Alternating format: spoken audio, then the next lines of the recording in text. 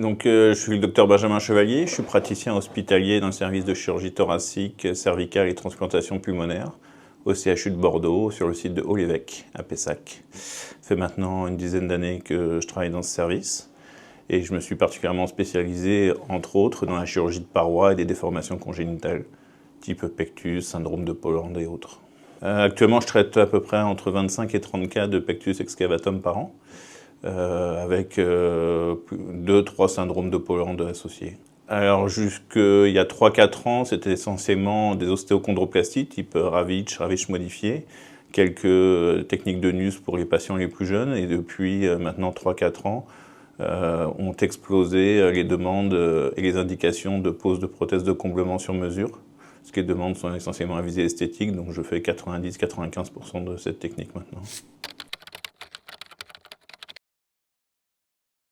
Les retours, ils sont excellents, c'est pour ça que je pose autant de prothèses.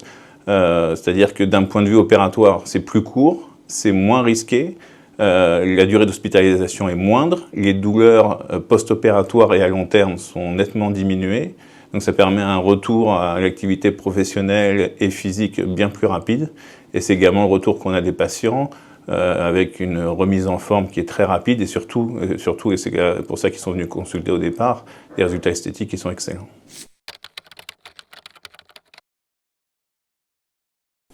Alors le pectus ne représente absolument aucun danger, il n'y a aucun risque vital.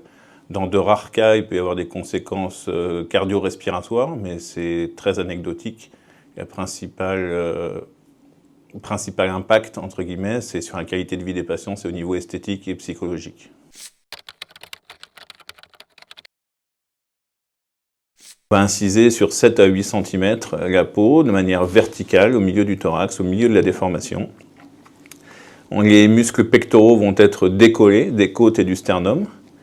La gaine, l'aponévrose des muscles grands droits, c'est-à-dire les abdominaux, va être légèrement ouverte de part et d'autre de la ligne blanche, la ligne du milieu, et l'implant va être positionné dans la déformation, au contact du gril osseux, calé en bas dans les muscles de l'abdomen et recouvert par les muscles pectoraux, qui ne seront donc plus rattachés